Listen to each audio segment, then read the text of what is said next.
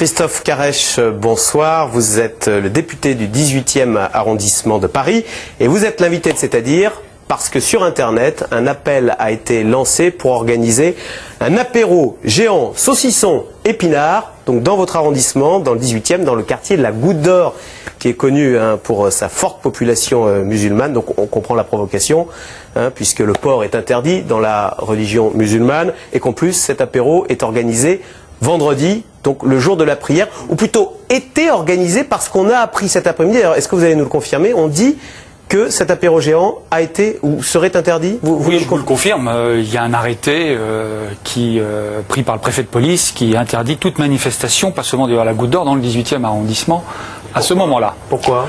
Oh, c'est assez logique. On ne peut pas saucissonner dans Paris. On a le droit de saucissonner dans Paris, bien évidemment, mais on analyse aussi les intentions et les personnes qui organisent ce genre de manifestation. Alors les intentions, elles étaient clairement, effectivement, provocatrices, vous l'avez dit vous-même.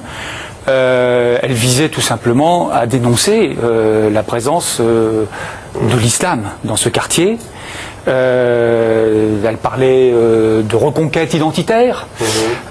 Donc les intentions étaient pour le moins conflictuelles. Et deuxième point, les organisateurs sont aussi, pour certains, des gens connus, des organisations qui sont extrémistes et violentes. Oui, extrême droite, extrême gauche. Même si à l'origine, cet apéro géant, à l'origine, il a été organisé par une jeune femme qui se dit totalement apolitique. Elle s'appelle Sylvie François. Bah, écoutez, je vous propose de l'écouter, tout simplement. La situation devient de plus en plus compliquée pour quelqu'un qui est française de souche comme moi, et ça veut dire que c'est moi qui ne correspond plus au schéma de ce quartier qui devient très islamisé, dans lequel on fait la prière dans la rue de manière ostentatoire le vendredi. Voilà, donc c'est une jeune femme qui habite votre arrondissement, qui a peut-être voté pour vous, et qui dit, moi écoutez, dans la rue, il y a des gens qui font la prière, ça me gêne, ça m'importune. Qu'est-ce que vous lui répondez? Déménager, aller ailleurs? Non, je lui réponds deux choses. D'abord, la présence de l'islam n'est pas nouvelle dans cet arrondissement. Le quartier de la Goutte d'Or est un quartier d'immigration ancien. Il y a des mosquées qui sont là depuis des années et des années. C'est vrai que la pratique de la prière sur la voie publique n'est pas satisfaisante, mais aujourd'hui, à l'heure où je vous parle, nous n'avons pas d'autre solution.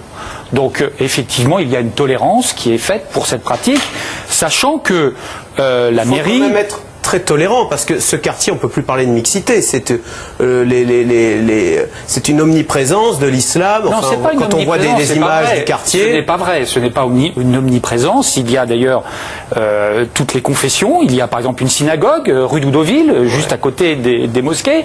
Donc il y a un véritable pluralisme confessionnel, etc. On voit là, à l'antenne les prières du vendredi, ça c'est quand même pas banal. Alors, vous habitez, vous, ce quartier? Non mais c'est vrai, une question toute simple. J'habite juste à côté. Voilà. Donc, et ça vous je gêne connais pas, bien par ailleurs. Bien sûr, et d'ailleurs c'est pour cela qu'avec le maire de Paris, on a décidé de favoriser la construction d'une nouvelle mosquée, de façon à ce que ces fidèles puissent trouver un lieu digne et qui permette effectivement de ne plus avoir affaire à ce phénomène.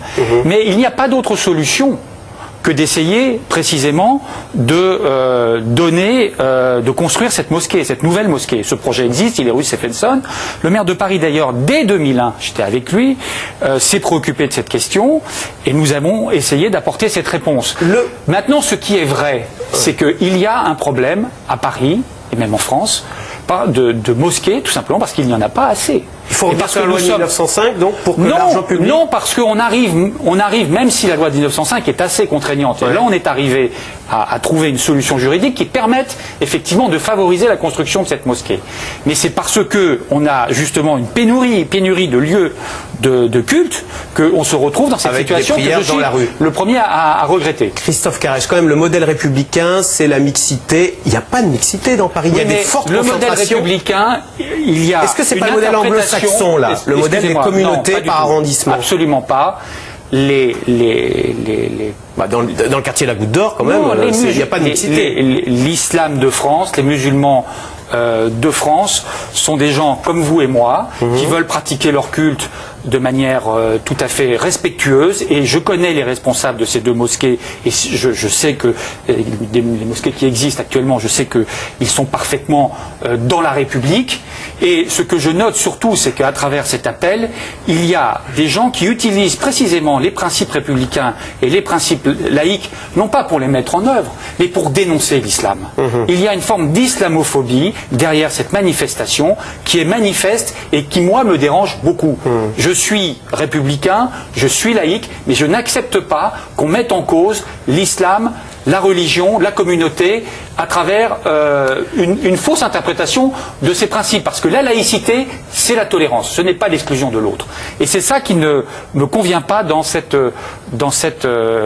opération. Alors, sur votre blog, hein, vous avez écrit un papier alors vous dénoncez cette opération en disant, bah, évidemment, il y a l'extrême droite, mais il y a également, je vous cite, les tenants d'une laïcité intransigeante ou du féminisme venant de la gauche.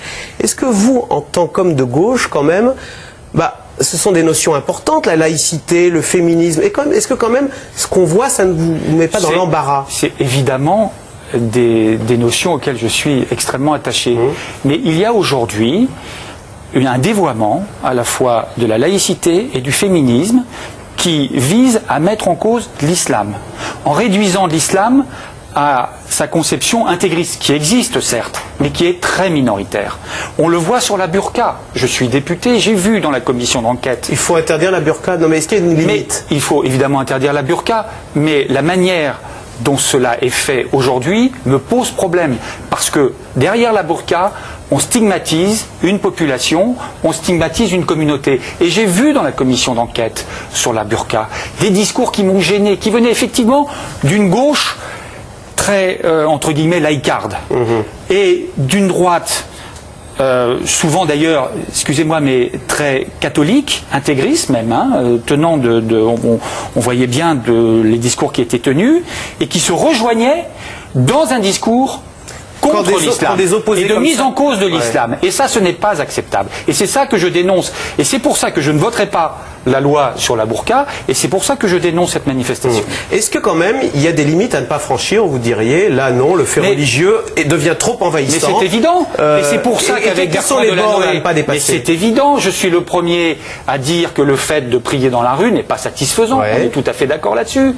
Et c'est pourquoi d'ailleurs, encore une fois, avec Bertrand Delanoë, on essaye de créer une nouvelle mosquée, rue Stephenson, qui devrait être ouverte en 2012. Il est clair qu'une fois que cette nouvelle mosquée sera ouverte, que les espaces seront suffisants pour accueillir les fidèles, il n'y aura plus aucune raison qu'ils prient dans la rue. Et à ce moment-là, il y aura un arrêté du préfet de police qui interdira les fidèles de prier dans la rue. Mais aujourd'hui, nous n'avons pas encore cette solution. J'espère que nous allons la trouver. Enfin, j'espère que, effectivement, d'ici 2012, elle sera trouvée.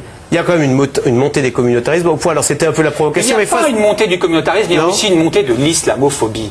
Et il y a les deux, si vous voulez. Et les deux extrêmes se renforcent. Il y a peut-être dans la communauté musulmane des tentations intégristes, et je suis le premier à le reconnaître. Mais il y a aussi de l'autre côté des gens qui s'appuient sur ces caractéristiques pour essayer de stigmatiser l'ensemble. Concrètement, comment on apaise tout ça? Qu'est-ce que vous faites dans le quartier La Goutte d'Or pour que justement il n'y ait plus ces problèmes? D'abord, ce quartier bénéficie d'opérations d'urbanisme considérables. La ville de Paris a investi de manière très importante, et je pense qu'en termes d'habitat, cela se voit. Il y a un tissu associatif extrêmement dynamique, qui est là depuis longtemps, et qui est capable justement de faire en sorte que les gens essayent de vivre les uns avec les autres. Moi, je ne dis pas que tout est simple à la Goutte d'Or. Je ne dis pas que c'est le paradis sur terre, ce n'est pas vrai. Il y a des tensions entre les gens qui y habitent, mais ce n'est pas en stigmatisant, en provoquant qu'on arrivera à régler ces problèmes. Eh bien, merci Christophe Kerech. Donc, je rappelle que vous êtes député dans le 18e arrondissement, donc où se trouve notamment le quartier de la Goutte d'Or, où l'apéro géant, prévu vendredi prochain, justement,